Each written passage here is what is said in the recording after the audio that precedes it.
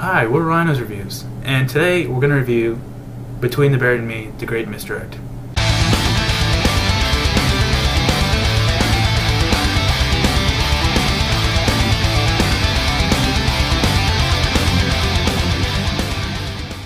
We're going to be going over all of the 6 individual songs, production, and give you an overall view of the album.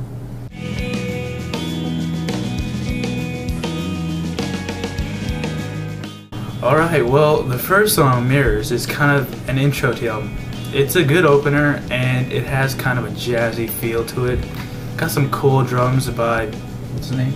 Blake Richardson. Yeah, Blake Richardson, good drummer. It's a slow-moving song, and it leads nicely into Obfuscation, the second track.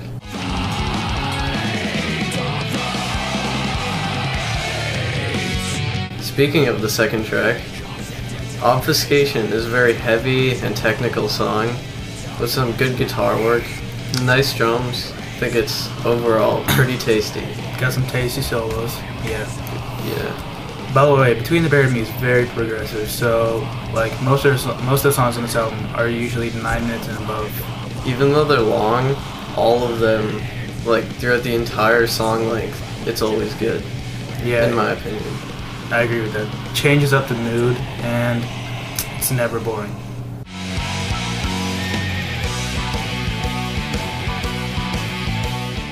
Okay, well, Disease, Injury, Madness, the third track, is probably a personal favorite of mine on the album. It's broken into 3 parts, Disease, Injury, and Madness. Disease is a fast song, and it just starts off really heavy, and it's a typical Between the Buried and Me sound. And Injury kind of slows it up, and it's got some very nice guitar solos. And Madness is one of the most catchiest parts on this album. It's got a bass solo, which is pretty epic right there. Yeah, I like that song a lot. It's one of my favorite parts of the album.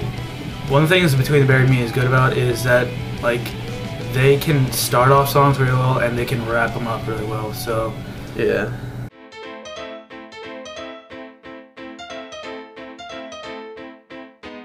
Fossil Genera, the 4th song on the album, starts out with an interesting piano intro. Kind of sounds pretty Broadway. Yeah, and then it builds up into like a moderately paced Between the Buried and Me song. Still very technical, as it is throughout the whole album. You would kind of think, how come they're putting that kind of piano thing in the beginning? Well, it's Between the Buried and Me. They're kind of you can't really predict what they're going to do. Yeah, very progressive. Yeah, like for example, Ants of the Sky, on the previous album Colors, which is also a really good album by the way, has this random country breakdown at the end of the song, which is kind of funny. So you can't really predict what they're gonna do, but I think like Fossil Genera has a really interesting and nice opener. It has some great solos too. Yeah, Paul Wagner and Dusty Waring, the guitarists, they come up with pretty original solos, and they just really complement each other.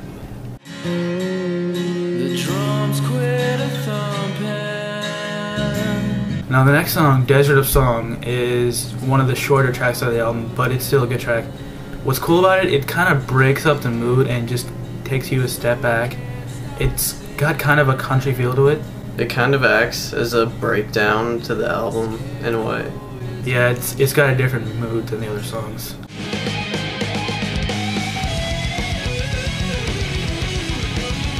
Alright, well, Swim to the Moon. Pretty much only one word summarizes the song, and that's epic. Yes. This song is it's 17 minutes long, so those who kind of don't like listen to long songs, I think you should just give it a shot anyway, because I mean it's never boring, because some bands will just like drone on and on and on with like boring parts, but not Between the Buried and Me. It's that good. I mean, just constant good song. Yeah, there are some like. Another thing I want to mention is the lyrics on the album.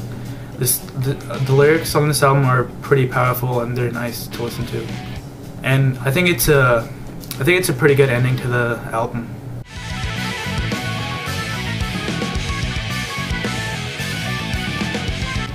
Now we're going to talk about the production of the album. The production is very good in my opinion. All the instruments sound great. Like especially the guitar tone. It sounds very nice. Yeah. And not compressed. I agree. And if you have the bonus edition of the CD, it also contains a 5.1 surround sound, which is a nice addition. I mean, it already sounds good, but the 5.1 just puts it over the top. I've listened to it a couple times myself. It sounds great in 5.1. Yeah, I don't really know who mixed the album, but whoever did, they did a really good job of it.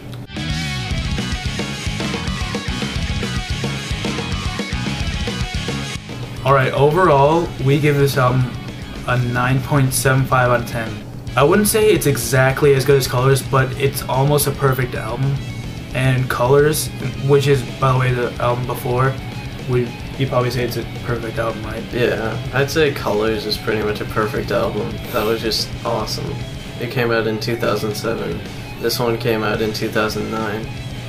The only thing I wish is this album should have maybe more songs, maybe 7 songs or 8 songs. Not that 6 songs is a bad thing, it's just that Between the Bear and Me sounds so good that I wish there were more songs on the album. I would say that if you don't have this album yet, you should definitely go out and buy it if you like metal. But even if you don't like metal, I would still say to give it a try, because it's a truly amazing album that no one should miss out on. Yeah, it really incorporates a lot of sounds that it can appeal to anybody, really. Yeah, they have so many genres built into all their songs. Alright, well that pretty much wraps our review up. Stay tuned for our next review. See ya.